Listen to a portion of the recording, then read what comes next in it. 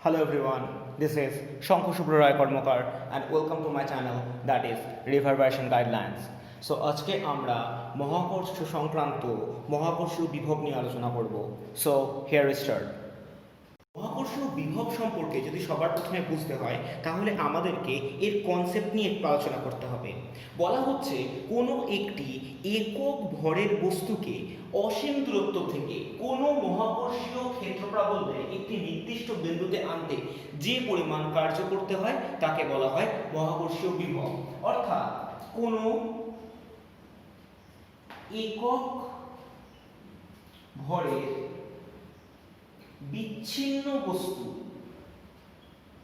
So এই বিচ্ছিন্ন বস্তু কথার অর্থ হচ্ছে এই বস্তুটি কখনোই কারোর সাথে সংযুক্ত নেই, অর্থাৎ এই বস্তুটি যেখানে রাখা হয়েছে তার চারিপাশে কোনো মহাকর্ষীয় ক্ষেত্র নেই, অর্থাৎ একদম বস্তুটি অসীমে আছে। অসীম থেকে কোনো মহাকর্ষীয় ক্ষেত্রে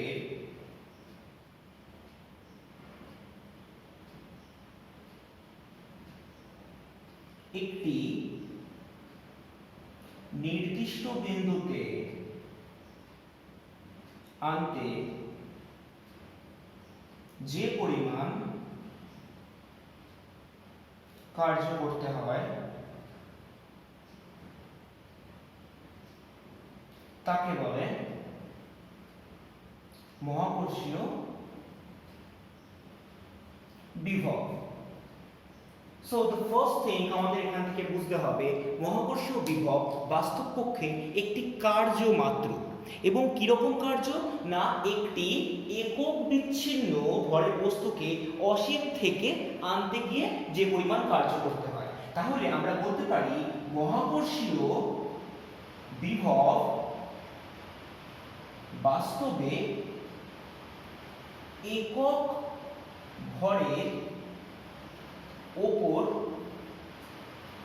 কৃতকার্য মাত্র। অর্থাৎ আমরা যদি মহাকর্ষীয় বিভব সম্পর্কে বুঝতে চাই তাহলে আমরা লিখতেই পারি মহাকর্ষীয় বিভব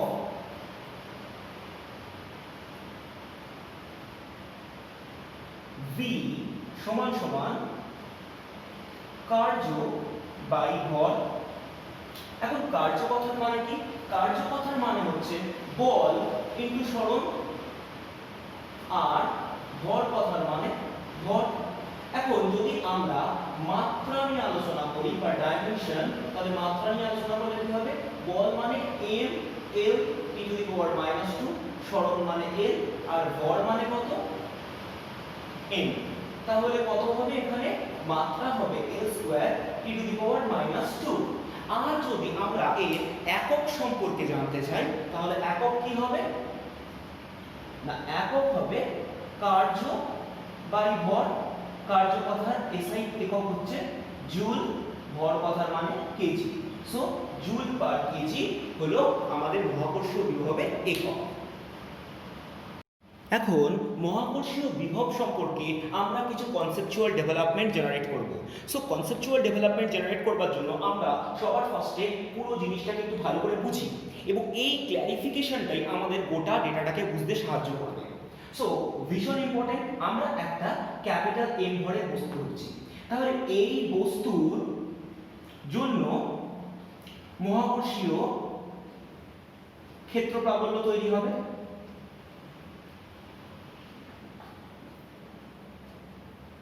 এবং যে ক্যাপিটাল এম ভরের বস্তু ধরছি, এই ক্যাপিটাল এম ভরের বস্তুর থেকে আমি ধরে নিচ্ছি আর দূরত্বে, অর্থাৎ এই পুরো দূরত্বটা আর, এই দূরত্বে আমি একটি m ইকুয়াল টু একক বিচ্ছিন্ন ভরের বস্তুকে আনব। এবং এই একক বিচ্ছিন্ন ভরের বস্তুকে আনতে আমাকে যে পরিমাণ কাজ করতে হবে তার জন্য আমি যে পরিমাণ কাজ পারফর্ম করব বা সিস্টেম পারফর্ম করবে সেই অ্যামাউন্ট অফ কাজকে আমরা বলছি মহাকর্ষীয় বিভব। অর্থাৎ একটা জিনিস খুব ভালো করে এখানে বুঝতে হবে যে বেসিক্যালি মহাকর্ষীয় বল একটি আকর্ষণধর্মী বল। সো ফার্স্ট থিং আমরা যেটা জানবো যে মহাকর্ষীয় বল আকর্ষণধর্মী। এটা আমরা প্রথম দিন থেকে বলছি। এখন শুধু যে এটা আকর্ষণধর্মী তাই নয়, বেসিক্যালি এটা ইউনিভার্সাল ফল একটা।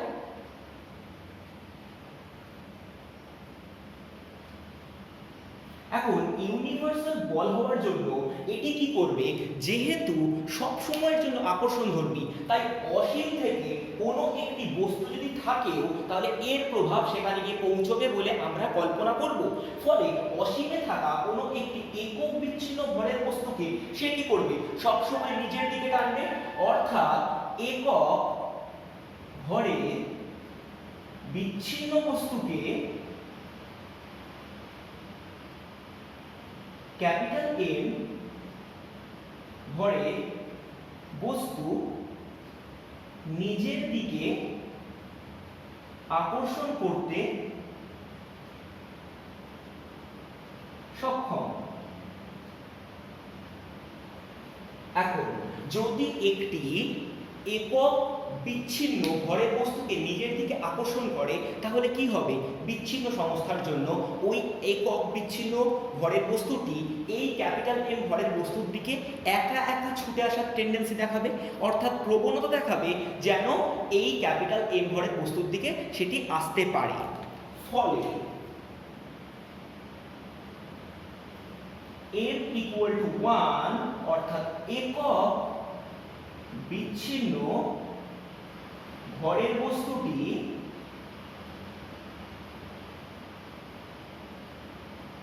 ক্যাপিটাল এম ভরের বস্তুর দিকে আসতে শুরু করবে। এবং যখনই আসতে শুরু করবে দুটো জিনিস আমাদেরকে খুব ভালো করে বুঝতে হবে। এক্ষেত্রে আমরা কিন্তু কোনোরূপ কোনো কাজ করছি না, অর্থাৎ এই একক বিচ্ছিন্ন ভরের বস্তুটিকে অসীম থেকে আনতে যেতে সিস্টেমের ওপরে আমাকে কোনো কাজ করতে হচ্ছে না, সমগ্র কাজ সিস্টেম নিজে থেকে করছে। অর্থাৎ the work has performed by the system.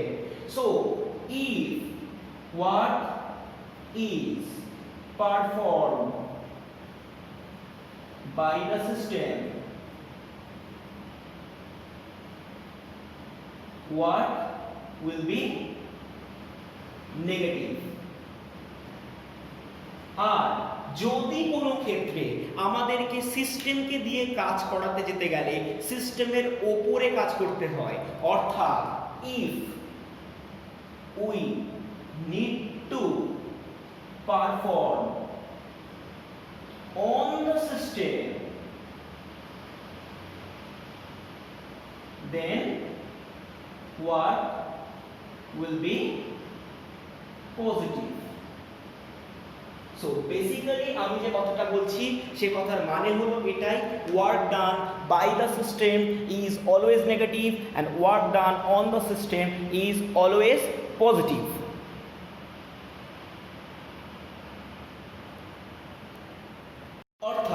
আমাদের ক্ষেত্রে এই মহাকর্ষ বিভব নিয়ে যখন আলোচনা করব, যখন আমরা এক্ষুনি রাশিমালা বার করব, তখন আমরা একটা জিনিস দেখব যে এখানে আমি যদি ক্যাপিটাল এম ভরের বস্তু ধরে রাখি এবং আমি যদি ওই small m equal to 1 that is একক বিচ্ছিন্ন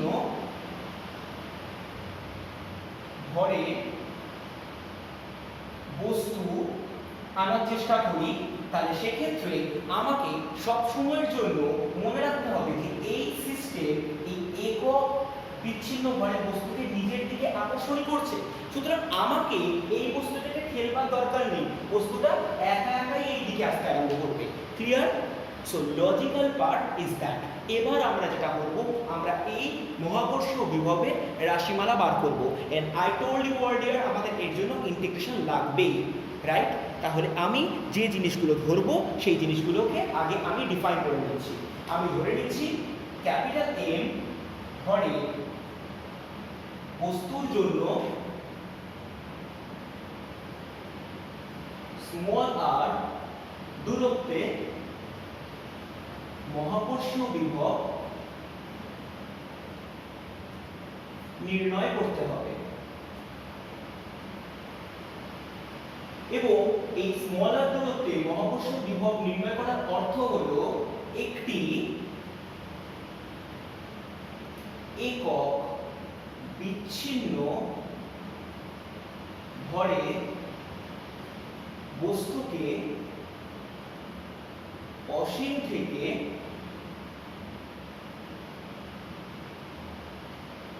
আনতে হবে ওই ক্যাপিটাল এম ভরে বস্তুর থেকে আর দূরত্বের বিন্দুতে। ক্লিয়ার? সো বেসিক লজিক আমার কাছে এইটুকু। এবার এইটার উপরে আমি পুরো জিনিসটা বার করব। সো দ্য ফার্স্ট থিং, আমি ধরে নিচ্ছি যে স্মল এম ভরের বস্তুটা প্রাথমিক অবস্থায় অসীমে ছিল।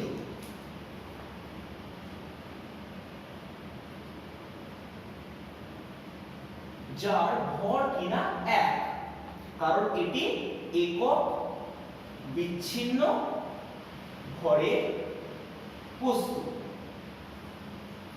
ও এটি প্রাথমিক অবস্থায়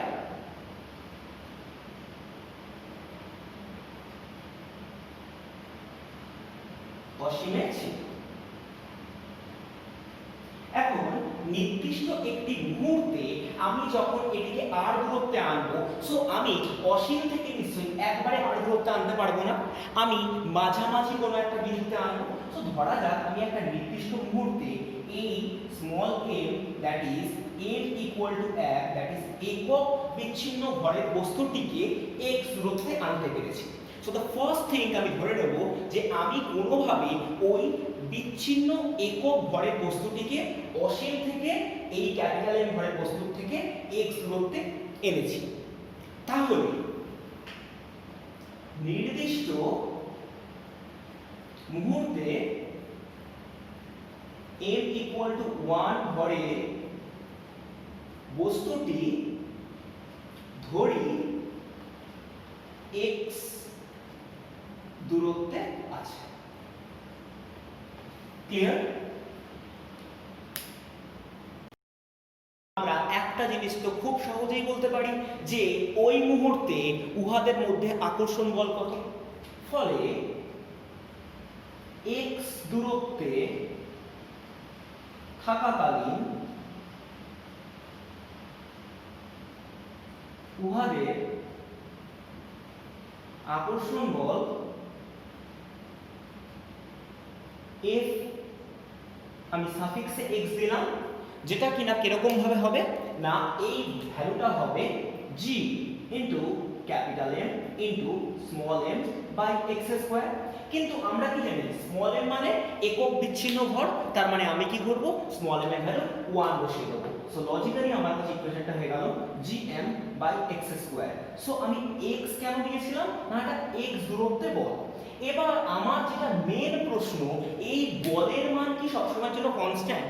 প্রশ্ন হচ্ছে এক্ষেত্রে বলের মান কনস্ট্যান্ট নয়, কারণ আমরা যদি দেখি যে এই f অফ x যা কিনা ক্রিয়াশীল আকর্ষণ বল এবং যা সবসময় এই ক্যাপিটাল এম ভরের বস্তুর দিকে কাজ করছে, সেটা যদি হয়ে থাকে so it's a function of x।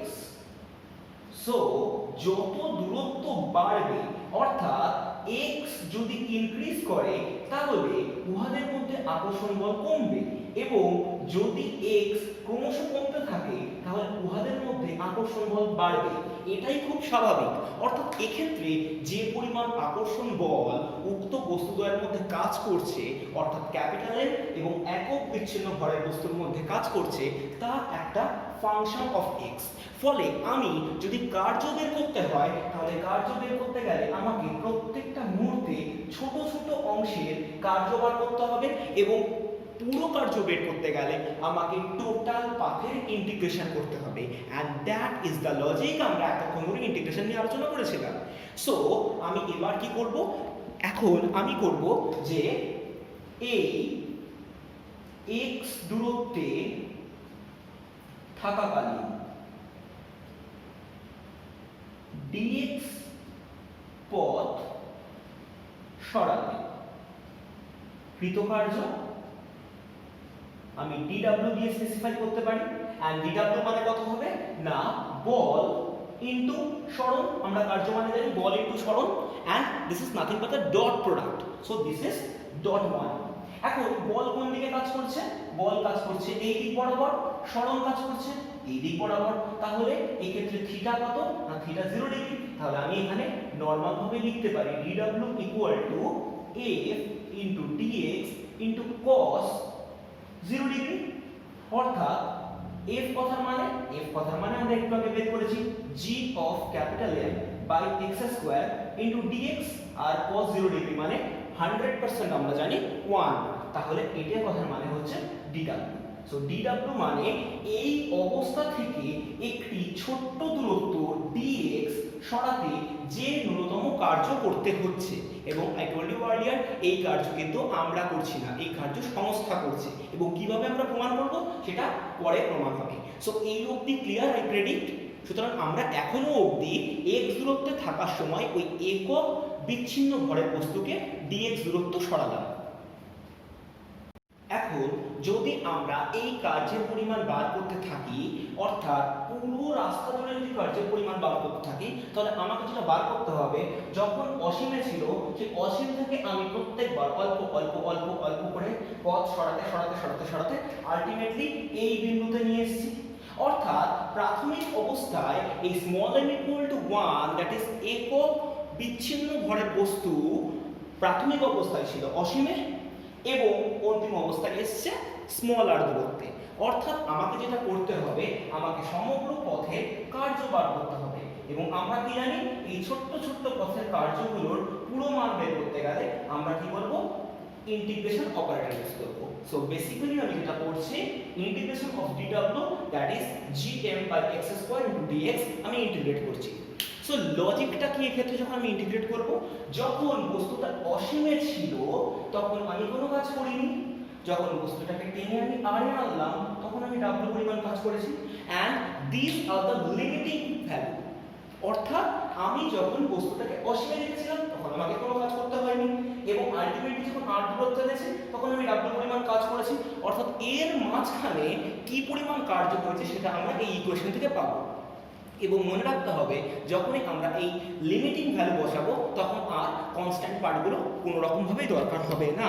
So basically আমরা কি করব, আমরা একটু আগে বলেছিলাম এই ইন্টিগ্রেশন আর ডেরিভেটিভ অপারেটর পাশাপাশি থাকলে কি হয়, এটা বেসিক্যালি উঠে যায়। সো উইদিন ব্র্যাকেট ওটা থাকবে w, এর আপার লিমিট থাকবে w, লোয়ার লিমিট থাকবে 0, আর এখান থেকে কনস্ট্যান্ট পার্টকে gm, এটা কনস্ট্যান্ট যেটা বাইরে বেরিয়ে গেল, আর ইন্টিগ্রেশনের মধ্যে এটা করে থাকছে x টু দি পাওয়ার -2 আর 1/x স্কয়ার, কথার মানে হচ্ছে x to the power -2 into dx, আর এর লোয়ার লিমিট থাকবে ইনফিনিটি, আপার লিমিট থাকবে r।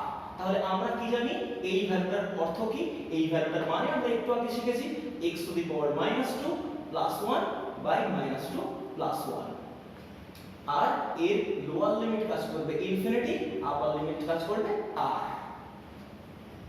এবার আমরা যেটা সবার ফার্স্টে করব, যখনই আমার এরকম লিমিটিং ভ্যালু থাকবে এই কথার মানে আপার লিমিট মাইনাস লোয়ার লিমিট, অর্থাৎ ফাংশনটার জায়গায় একবার আপার লিমিট বসাবো একবার লোয়ার লিমিট বসাবো। তাহলে এখানে কত করে থাকবে gm, আর এটাকে যদি ক্যালকুলেট করি this will be minus of 1/x, ভালোভাবে দেখ এটা x টু দি পাওয়ার -1 হবে, যেটাকে ইনভার্স করে দিলে -1/x হয়ে গেল। সো এবার আমি কি করব, ওই x এর ভ্যালুতে একবার আপার লিমিট r বসাবো একবার লোয়ার লিমিট ইনফিনিটি বসাবো, আর মাঝে কি থাকবে মাইনাস। তো সবার ফার্স্টে আমি মাইনাসটাকে টেনে বাইরে বের করে দিলাম। So this becomes minus gm, within bracket করে থাকছে 1/x, আপার লিমিট থাকছে স্মল r, লোয়ার লিমিট থাকছে ইনফিনিটি। তাহলে আমি সবার ফার্স্টে কি করব, সবার ফার্স্টে করব এই 1/x এর ভ্যালুতে প্রথমে বসাবো 1/r, আর তারপর বসাবো 1/infinity, মাঝে থাকবে মাইনাস, কারণ x এর ভ্যালু একবার r বসাবো একবার x এর ভ্যালু ইনফিনিটি বসাবো, আর এখানে পড়ে থাকবে w। So ultimately w equal to কত হবে, মাইনাস gm বাই r, কারণ 1/∞ কথার মানে হচ্ছে 0। So this amount of work done has a negative value. So minus কথার অর্থ কি? আমি প্রথমেই বলেছিলাম যদি কোনো সিস্টেম নিজে নিজে কাজ করে তাহলে ওয়ার্ক ডান নেগেটিভ হয়। এই মাইনাস কথার অর্থ হলো সিস্টেম নিজে নিজে কাজ করেছে, অর্থাৎ মহাকর্ষীয় বিভবে সিস্টেম নিজে নিজে কাজ করে, আমাকে কোনোভাবে কাজ করতে হয় না। That's why the minus is significant. অর্থাৎ মহাকর্ষীয় বিভবে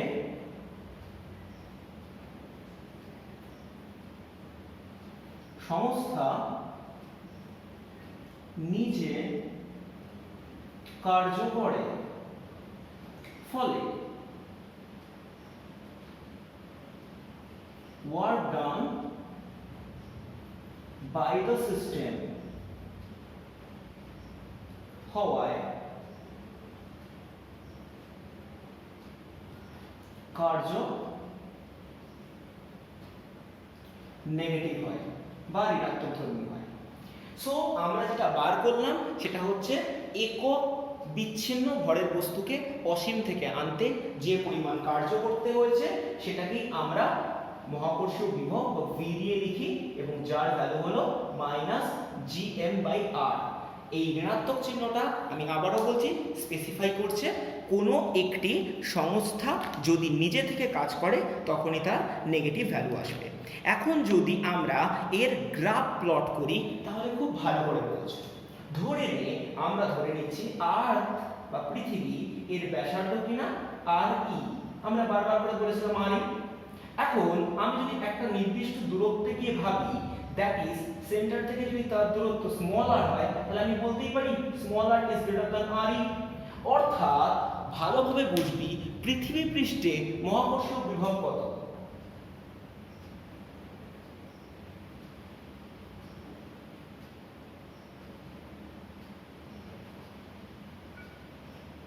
অবশ্যই -gm/RE।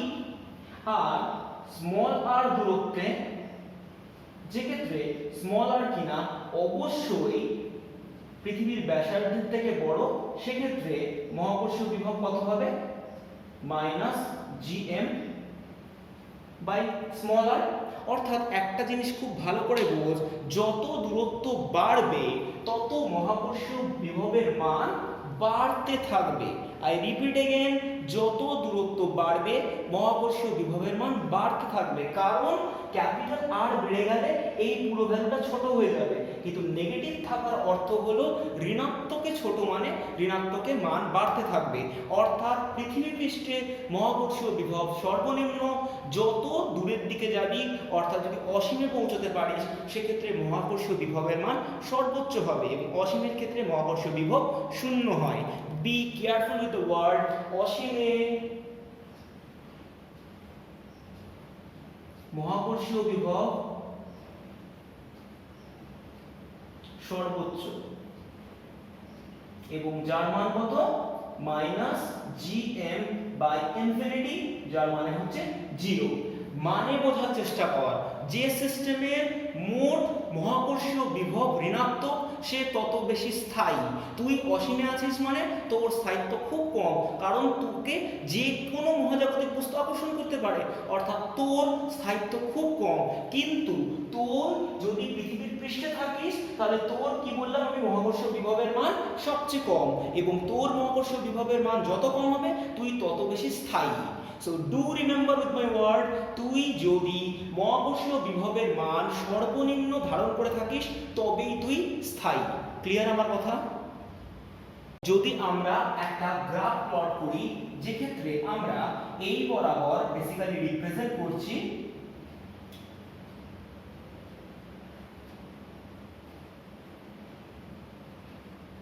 পৃথিবীর ব্যাসার্ধ